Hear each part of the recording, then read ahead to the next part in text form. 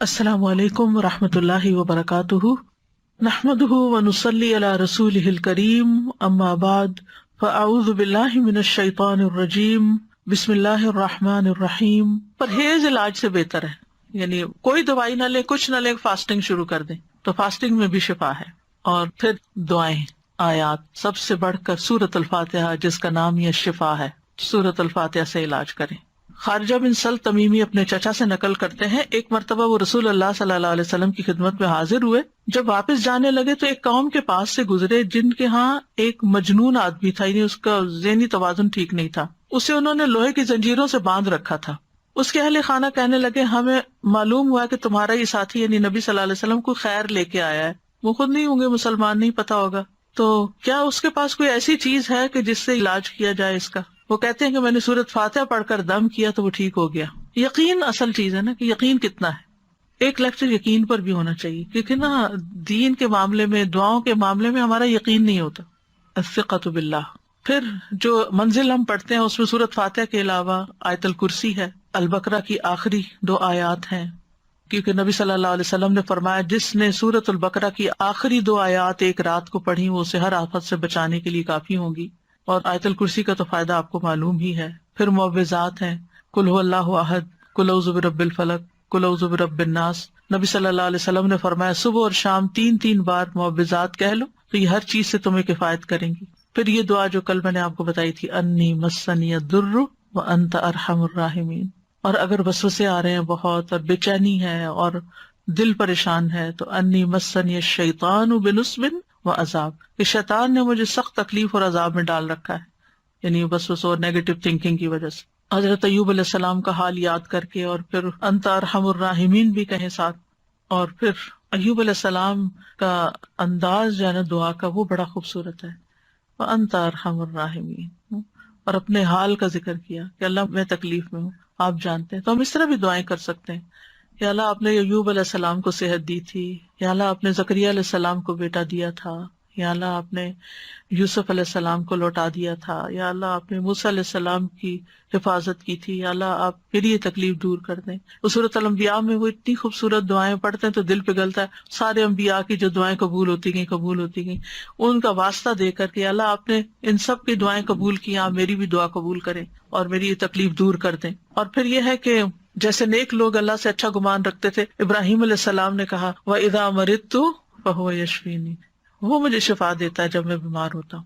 یہ یقین ہو اور پھر اس طرح شفا مانگے اللہ سے کہ اللہ تعالیٰ آپ کے ہاتھ میں شفا، بیدک الشفا۔ پھر وہ جو مسنون دعائیں گرین کارڈ کی ہیں، امسح البأس رب الناس بیدک الشفا، لا یکشف الکرب الا انت، اے لوگوں کے رب تکلیف دور کر دے، تیرے ہی ہاتھ میں شفا ہے، تیرے سوا اس کو کوئی دور کرنے والا نہیں۔ نبی صلی اللہ علیہ وسلم بیمار پر ان الفاظ کے ساتھ دم کیا کرتے تھے۔ اور پھر ایک اور روایت میں آتا ہے، انس رضی اللہ عنہ کہتے ہیں کہ میں تم پر وہ دعا پڑھ کر کیوں نہ دم کروں جسے رسول اللہ صلی اللہ علیہ وسلم پڑھتے تھے۔ تو حضرت ثابت کی طبیعت خراب تھی تو انہوں نے کہا ضرور کیجیے، تو حضرت انس نے ان الفاظ کے ساتھ دم کیا، اللہم رب الناس مذہب البأس اشف انت الشافی لا شافی الا انت شفاء لا یغادر سقما۔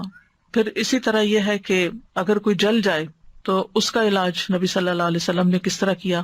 ایک خاتون کہتی ہیں کہ میں حبشہ سے واپس آ رہی تھی، مدینہ سے کچھ فاصلے پر تھی، تو کھانا پکانا شروع کیا، لکڑیاں ختم ہوئی تو لکڑیوں کی تلاش میں نکلی تو بچے نے ہانڈی اپنے اوپر گرا لی اور وہ بازو پہ گر گئی اور وہ جل گیا۔ تو وہ پھر لے کے نبی صلی اللہ علیہ وسلم کی خدمت میں حاضر ہوئی، کہا اللہ کے رسول صلی اللہ علیہ وسلم، میرے ماں باپ آپ پہ قربان، یہ محمد بن حاتم ہیں اور ان کے ساتھ یہ ہوا ہے۔ تو آپ نے اپنا لعاب دہن ڈالا اور سر پہ ہاتھ پھیرا اور برکت کی دعا کی، اور اس جلی ہوئی جگہ پر لعاب دہن ڈالتے جاتے تھے اور ساتھ یہ دعا پڑھتے تھے، اذہب البأس رب الناس واشف انت الشافی لا شفاء الا شفاؤک اشف شفاء لا یغادر سقما۔ اور پچھلے دنوں ایک پوسٹ آپ نے بھی شاید دیکھی ہو جس میں وہ کوئی حکیم یا طبیب ایسی ریکمینڈ کرتا ہے کہ اگر کوئی شخص صبح کے وقت اپنا پہلا لعاب اپنی آنکھوں کے اندر لگاتا ہے تو اس کی آنکھوں کی بینائی تیز ہو جاتی ہے اور بیماریاں دور ہوتے ہیں۔ بہرحال لعاب کے اندر بھی اللہ نے شفا رکھی ہے۔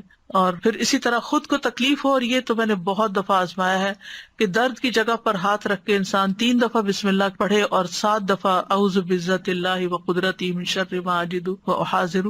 بہت ہی خوبصورت دعا ہے اور بہت جلد تکلیف دور ہوتی ہے. خاص طور پہ اگر گھٹنوں وغیرہ میں تکلیف ہے تو آپ ان کو کلونجی کے آئل سے رب بھی کرتے جائیں اور یہ دعا پڑھتے جائیں تو انشاءاللہ ٹھیک ہو جائیں گے. پھر اسی طرح اگر کہیں پھوڑا پھنسی ہے چھوٹا موٹا تو اس پر نبی صلی اللہ علیہ وسلم یہ دعا پڑھتے تھے، بسم اللہ تربت اردنا بریقت بادنا لیشفی بہ سقیمنا باذن ربنا.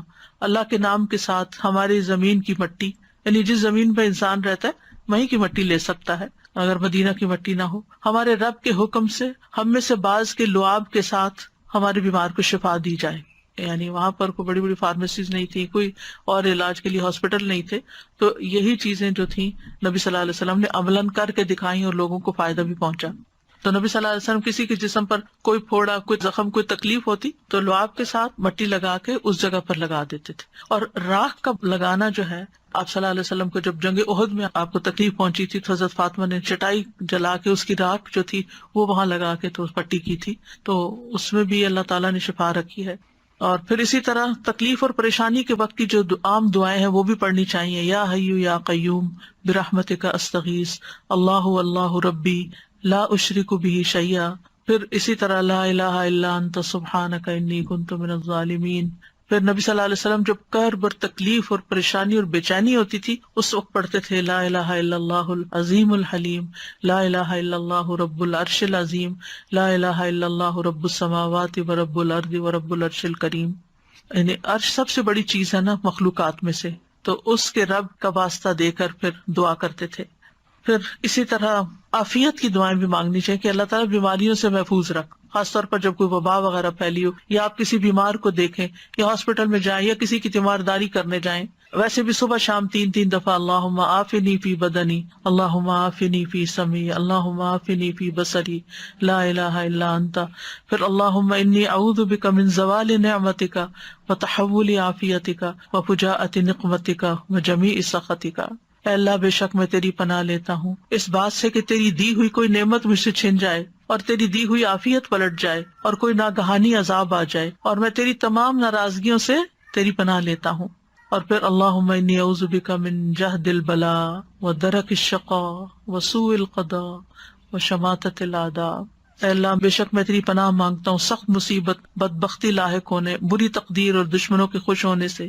پھر اسی طرح اللہم انی اعوذ بک من السمم والبکم والجنون والجذام والبرص وسیء الاسقام. اے اللہ بے شک میں بہرے پن، گنگے پن، پاگل پن، کوڑ، برس اور تمام بری بیماریوں سے تیری پناہ مانگتا ہوں. اور پھر اللہم انی اعوذ بک من الہم والحزن والعجز والکسل والجبن والبخل وغلبۃ الدین وقہر الرجال. اخلاقی بیماریوں سے، روحانی بیماریوں سے نجات. اے اللہ میں تیری پناہ مانگتا ہوں دکھ، غم، عاجزی، سستی، بخل، بزدلی، قرضداری کے بوجھ اور لوگوں کے اپنے اوپر غلبے سے. پھر اعوذ بکلمات اللہ التامات من شر ما خلق، ہر طرح کے شر سے اللہ تو مجھے بچا لے. جہاں بھی انسان جائے، کسی شہر میں جائے، کسی جگہ پر جائے، پلین میں ہو، کہیں پر آپ انٹر ہو، بینک میں، اسکول میں، تو 3 دفعہ اگر آپ یہ پڑھ لیں کوئی چیز آپ کو نقصان نہیں دیتی. کیونکہ انسان کو ڈر ہوتا ہے نا کہ یہ وائرسز ہوں گے، اور خاص طور پر آج کل کے سیناریو میں. پھر اعوذ بکلمات اللہ التامات من کل شیطان وہامۃ ومن کل عین لامۃ. یعنی لوگوں کی گیدرنگ میں جائیں آپ کو ڈر ہوتا ہے کہ نظر نہ لگ جائے، کوئی اور اسی طرح کی چیز. یہ دعا بھی بہت فائدے کی ہے، ویسے بھی پڑھنی چاہیے.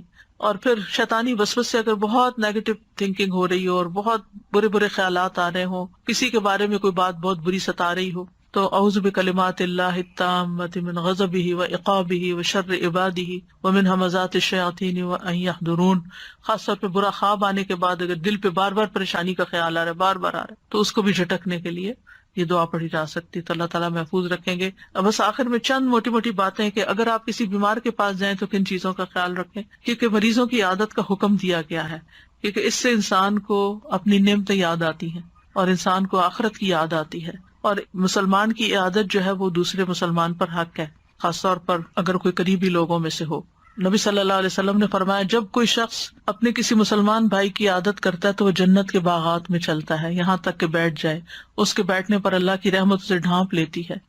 اگر واقعی عادت کی نیت سے کسی کے پاس جاتے ہیں اور عبادت کی نیت سے اور اگر صبح کے وقت جائے تو شام تک 70,000 فرشتے اس کے لیے دعائے بخشش کرتے ہیں، اور شام کو جائے تو صبح تک، یعنی اتنا بڑا اجر و ثواب ہے۔ اور عیادت نہ کرنے والوں کی مذمت کی گئی ہے۔ اللہ تعالیٰ قیامت کے دن فرمائیں گے کہ میرا فلاں بندہ بیمار تھا، تو نے اس کی عیادت نہیں کی، یعنی تم نے اس کا حال ہی نہیں پوچھا، اگر تو اس کی عیادت کرتا تو مجھے اس کے پاس پاتا۔ عیادت کرتے وقت اسے اجر کی خوشخبری دی جاتی ہے، اور مریض کو دعا دے کر خوش کریں، ہو سکے اس کو دم کر دیں اور دعا کا کارڈ دے دیں، کوئی بھی ایسی چیز اس کو بتائیں کہ یہ بیماری اس کے درجات کی بلندی کا ذریعہ، اچھی باتیں کریں، حوصلہ افزائی کریں، غم گساری کریں۔ اور عیادت کے وقت کی دعاؤں میں لا بأس طہور انشاءاللہ، کوئی بات نہیں، ٹھیک ہو جاؤ گے، سب صاف ہو جائے گا۔ اگر اور دعائیں آپ کو لمبی چوڑی نہیں بھی آتی تو سورۃ فاتحہ تو سب کو آتی، سورۃ فاتحہ پڑھ کے دم کر دیں، معوذات پڑھ کے دم کر دیں، اور پھر اسأل اللہ العظیم رب العرش العظیم ان یشفیک 7 دفعہ پڑھ کے آپ اس پہ دم کر دیں۔ نبی صلی اللہ علیہ وسلم نے فرمایا جو مسلمان کسی بیمار کی عیادت کے لیے اس کے پاس آئے جس کی موت کا وقت نہ آیا ہو اور 7 مرتبہ یہ پڑھے تو اللہ تعالیٰ اس کو شفا عطا کر دیتا ہے۔ تو یہ بیمار کے لیے پڑھنی چاہیے۔ پھر اللہم اشف فلان، اگر دور بیٹھے ہیں تو دور سے دعائیں کر دیں، اور دیگر بھی اذہب البأس اور مذہب البأس، اور یہ ساری دعائیں جو پہلے میں آپ کو بتا چکی ہوں دیگر بیماریوں کے علاج میں، یہ دعائیں گرین کارڈ پہ لکھی ہوئی ہیں، ان سب کا بھی یعنی اگر آپ کے پاس زبانی یاد نہیں تو دیکھ کے بھی آپ ان کو پڑھ سکتے ہیں۔ اور ساتھ اپنے لیے بھی ایک دعا مانگے کہ اللہ مجھے اس سے عافیت میں رکھنا، یعنی الحمدللہ الذی عافانی مما ابتلاک بہ وفضلنی علی کثیر ممن خلق تفضیلا۔ تو حدیث میں آتا ہے کہ جو یہ پڑھے گا اس مصیبت سے محفوظ رہے گا جس میں دوسرا مبتلا ہے۔ تو اللہ تعالیٰ ہمیں بیماریوں میں اور ساری تکلیفوں میں درست رویہ اختیار کرنے کی توفیق دے، اور سنت کے مطابق علاج بھی اور بہیو کرنے کی توفیق دے جس سے اللہ تعالیٰ راضی ہو جائے۔ یہ ایک بھاری امتحان ہے، اس امتحان کو پاس کرنا ضروری ہے، اور پاس کرنے پر بہت بڑے درجات ہیں، اور اگر انسان اس پر ناکام ہو جاتا ہے تو دنیا میں بھی تکلیف اور آخرت کی بھی تکلیف۔ وآخر دعوانا ان الحمد للہ رب العالمین۔ سبحانک اللہم وبحمدک، اشہد ان لا الہ الا انت، استغفرک واتوب الیک۔ السلام علیکم ورحمۃ اللہ وبرکاتہ۔